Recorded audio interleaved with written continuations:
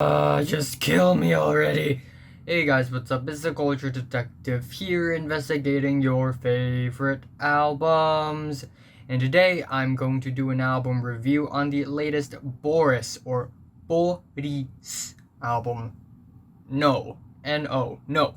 So, Boris is a Japanese metal band formed in Tokyo, Japan, and they have been in the game for over 30 years now. They have dropped a lot of fantastic music over the years and over the decades, but it appears that not many people actually know about them. So, Takashi, Atsuo, and Wata, they are back, and they make all sorts of metal related music. Their catalog is actually very, very versatile. They, originally in the old times, they would make really heavy, hardcore thrash metal, but throughout the years, they have changed their sounds all over the place. Sometimes they would make drone music, sometimes it would be just a riff fest.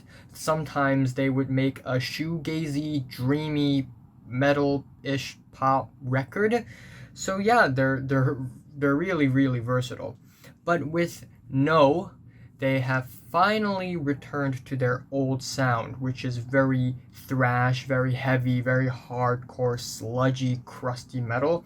Except this time they have experimented a little further, so I guess it's reasonable to call them an experimental metal band. The album starts off with Genesis, which is a 6-minute long intro cut to the album, and it's very slow, it's very cumbersome. We get these very sparse, chugging, very heavy guitar riffs, booming drums, and also these wailing lead guitars quietly going crazy in the background, and it's a very, very atmospheric album opener, very ominous as well.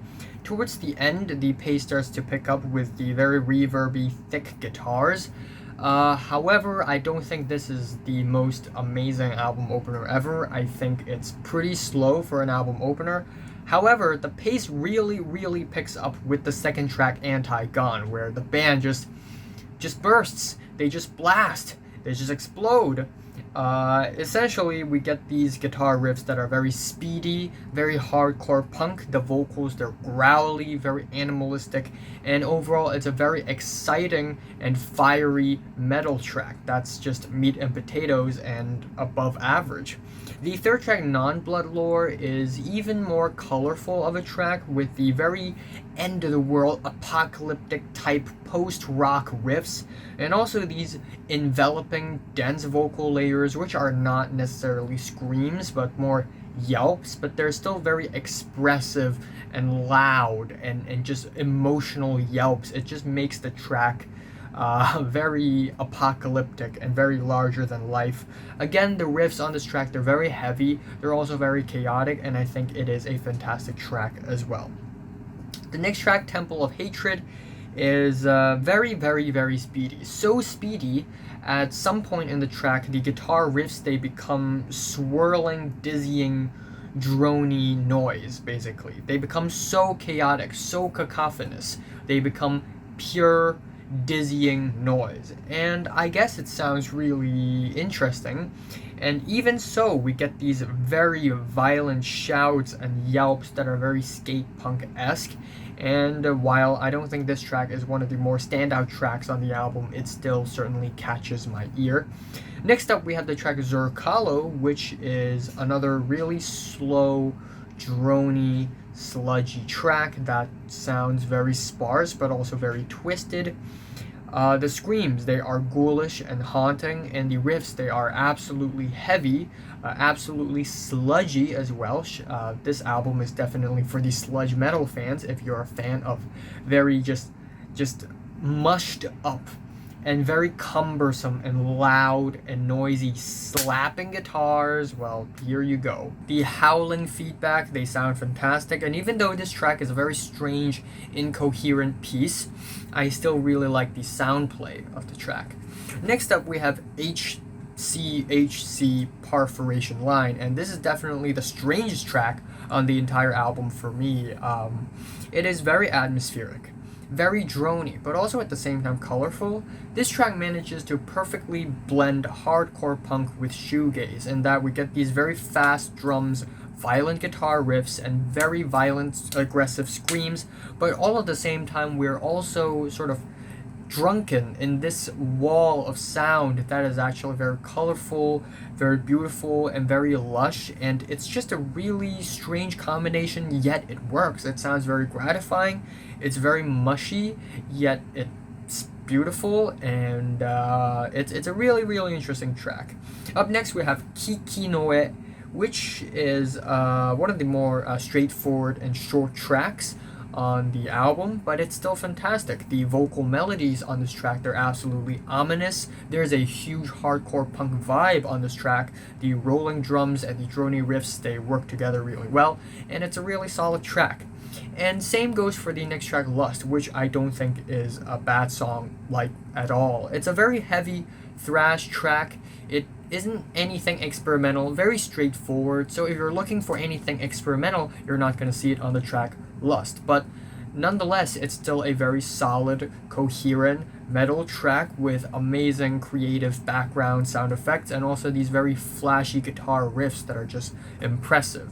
The next track, Fundamental Error, is a total friggin' banger. It is absolutely obliteratingly, I don't even know if that's a word, loud. It's very noisy. It's a blast. It's a blast. The drums, they are just, they are like bullets. They really punch hard.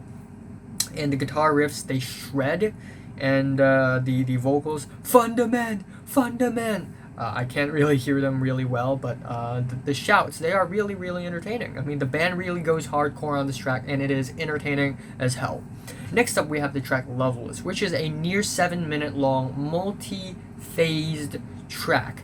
At first, it starts off sounding kind of basically a mid-paced, basic heavy metal, thrash metal, maybe even a little bit of a sludge metal intro, and then it sort of transitions into more thrash metal-ish type track, very meat and potatoes, and then they start to incorporate tambourines, which is really interesting, and then towards the end the track evolves into this doom metal, almost stoner metal, like the kind of stoner metal, sleep kind of stoner metal, and it just becomes very cumbersome and enveloping, and then we get these very religious sounding chants just echoing in the background, and it sounds really epic, really grand, and it's another really impressive track. However, the album ended off on a really underwhelming note with the track Interlude. At the very end of the track, 3-minute long interlude. So maybe the album Yes is coming out very soon. I don't know. But it's a pretty drony and dreamy ambient track with whispery vocals and reverby guitars, and while it doesn't sound bad as far as an ambient track goes, but its placement in the track list and in comparison with the rest of the album, it just doesn't fit at all, and I just don't think it's a very interesting track. So yeah, overall, very fantastic album. Almost every single track slaps hard. They're fiery. Some tracks here and there are experimental, and they actually work. And yeah, I look forward to whatever Boris had to offer up next. I am giving my favorite track here is I don't even know what's my favorite track. Fundamental Error. And my least favorite track is Interlude. I'm giving Boris No a decent 8 out of 10. Let's go! So, have you listened to Boris No from 1 to 10? How much did you rate it? Like if you like it, and subscribe if you want more. And thanks for watching.